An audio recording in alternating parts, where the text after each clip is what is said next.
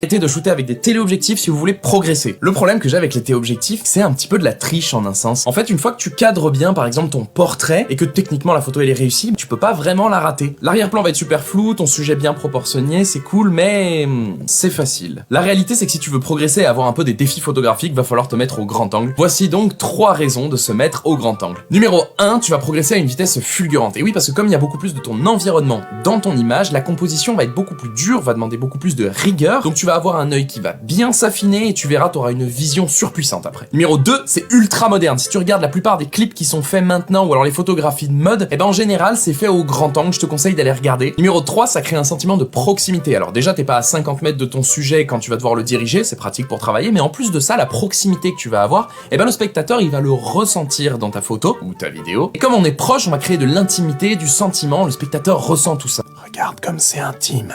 Si tu veux comprendre le pouvoir du grand angle, regarde les photos d'Annie Leibovitz, c'est la plus grande portraitiste du monde, ou alors tu peux regarder le film The Revenant avec DiCaprio par exemple, réalisé par Iñárritu. C'est un film entièrement filmé au grand angle, à l'ultra grand angle, très proche des personnages, et ça donne une perspective de fou.